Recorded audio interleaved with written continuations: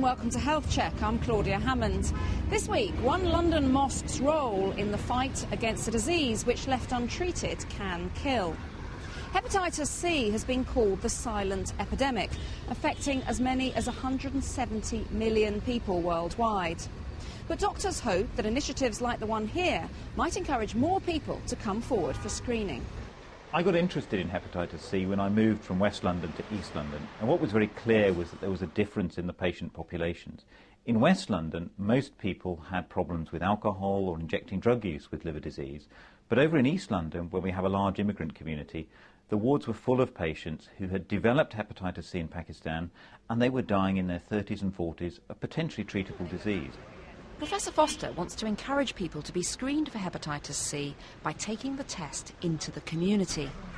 I caught hepatitis C at a very early age. I must have been about 13 when I actually went to Pakistan for the first time. So how did you contract hepatitis C yourself?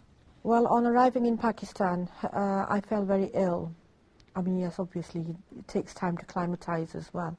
But I felt very ill, and my father actually took me to the local family doctor, and he, at the time, injected me with a needle, which was apparently an unsterile needle.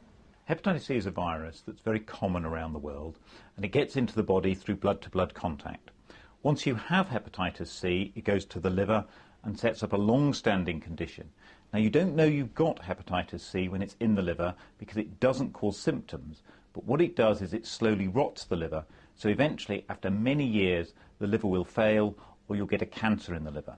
Well, once I was diagnosed and I started treatment, I discovered that there was a stigma in our South Asian community.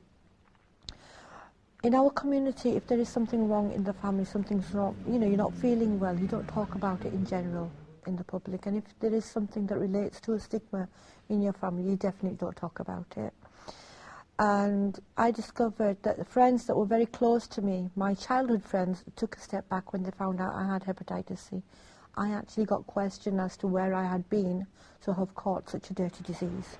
Unlike other strains of the virus, there is no vaccine against hepatitis C, so getting the message out is crucial. The Imam, or priest, Muslim priest, Sadiq Qureshi, dedicated an entire Friday sermon to make the congregation aware of tests that were being held here. The National Health Service provided us with leaflets and CDs that further helped create awareness among the congregation. The result of this was that a large number of people participated for the hepatitis C tests.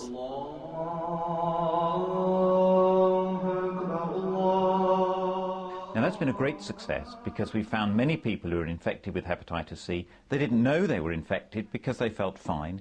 We found them before their livers have got damaged. We can treat them, we can cure them, and they're not going to die. We had wonderful engagement with the community, wonderful support from the Imams, and we were able to test over 5,000 people throughout the UK. So this has been a national programme that's been very successful. We now want to extend it and move it to the rest of England and make sure that everyone who was born outside the UK gets a chance to be cured from hepatitis C before they get serious liver problems.